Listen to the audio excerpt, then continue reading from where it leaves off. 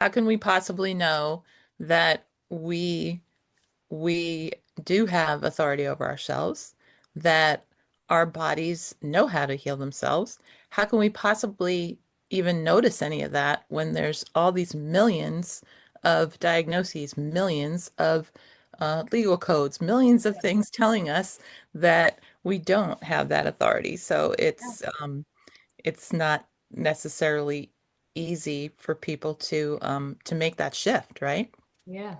Or to be aware of these things. Like, for an example, I went in the beginning of the pregnancy, like my last pregnancy, I didn't have a scan. I didn't talk to a doctor. I didn't do a pregnancy test. Well, I tried, but it said no, and I knew better. But anyway, I didn't do any of those things. I just trusted my body, trusted my creator, all of this. Well, this one, I went to get one just simply because I wanted to know if what I already knew was true, that this was a girl. So we're sitting in there. Yes, we knew. We already knew this when we found out. It was just like, all right, confirmation. I didn't go there for diagnosis. I didn't go there for them to guide me and tell me anything. I went there so that I could like just get confirmation on my own self and what I already knew. And this is what we do all the time. We think that when we go there, we're getting tests done, we're doing all this stuff, but we have to ask ourselves when the test is ran and it gives us a result, and the test is ran on the surface level, mind you, not the root of where this Hmm. stuff is coming from. Right. And then we get all of this data in our mind's eye, and then it starts to impact what we see, how we feel, what we do, how we interact with our body, all of it. And it messes up and distorts our ability to feel our own field and let it guide us. So, like, even if I had the thought, because I was like, let me go check and make sure she's still down on, head down. And I was like, no, I don't want to even put the data in my head. I don't even want to do that because I know that it's going to happen how it's going to happen. If she comes out feet first, oh well. If she comes out head first, oh well. It is what it is. Right.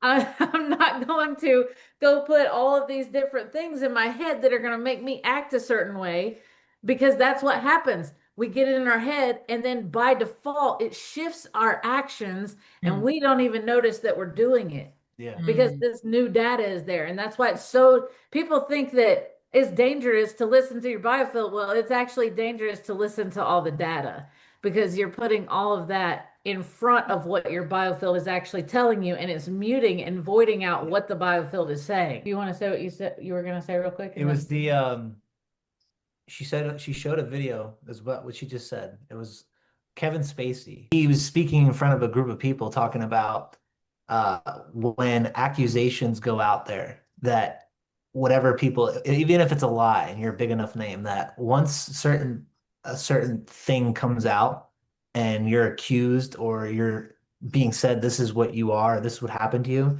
you would think that, once the truth came out, that everything would go back to the normal, right? facts would The matter. truth would come out, everything would change, and it would go back to normal. But he said in the Mm. world that once something comes out, even if it's Yep. not true and enough people hear it, you are forever tied to that lie, even if it's not real.